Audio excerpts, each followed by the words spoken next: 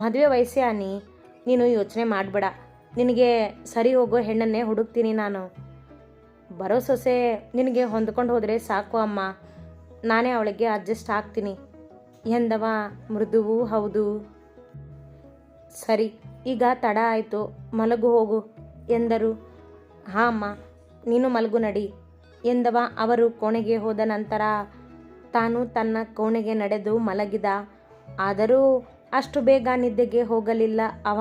ಅಶ್ವಿತಾಳ ಪ್ರೀತಿ ಕೇಳಿ ತಾಯಿ ಮಗ ಇಬ್ಬರೇ ಅವರು.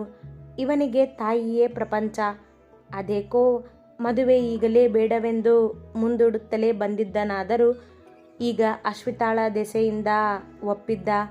ಈ ಇಬ್ಬರ ಜೀವನದಲ್ಲಿ ಒಬ್ಬಳಾಗುವಳೆ ಅಶ್ವಿತಾ. ಮಾರನೇ ದಿನ ಅಭಿ ಮತ್ತು ಅಥರ್ ವೈಭವಿಗೆ ಹೇಳಿದಂತೆಯೇ ಅವಳ ರೆಸ್ಟೋರೆಂಟ್ಗೆ ಹೋಗಿದ್ದರು ಅವಳಿಗೆ ಸಹಾಯ ಮಾಡಲೆಂದು. ಅಥರ್ ವೈಭವಿಯನ್ನು ಹೆಚ್ಚು ಕಾಡಿಸದೆ ಆದಷ್ಟು ಕೆಲಸದಲ್ಲೇ ತೊಡಗಿದರು. ಪಾರ್ಟಿಗೆ ಬೇಕಿದ್ದ ಎಲ್ಲ ವ್ಯವಸ್ಥೆಗಳಲ್ಲಿ ಮೂವರು ದಿ ಬೆಸ್ಟ್ ಎನ್ನುವಂಥದ್ದನ್ನೇ ಆರಿಸಿದ್ದರು. ಅದು ಡೆಕೋರೇಷನ್ ಆಗಿರಲಿ, ಊಟದ ಮೆನು ಆಗಿರಲಿ, ಮತ್ತೊಂದೇನೇ ಆಗಿರಲಿ. ಪಾರ್ಟಿಗೆ ಹಾಕುವಂತಹ ಹಾಡುಗಳನ್ನು ಸಹ ಕುಳಿತು ಯೋಚಿಸಿ ಪಟ್ಟಿ ಮಾಡಿದ್ದರು. ವೈಭವಿಗೆ ಆ ಪಾರ್ಟಿ ತುಂಬ ಮುಖ್ಯವಾಗಿತ್ತು. ಇದರಿಂದ ಅವಳು ಮೈಸೂರಿಗೆ ಬರುವ ವಿದೇಶಿಗರ ಗಮನ ಸೆಳೆಯುವ ಯೋಚನೆಯನ್ನು ಮಾಡಿದ್ದಳು. ಹಾಗಾಗಿ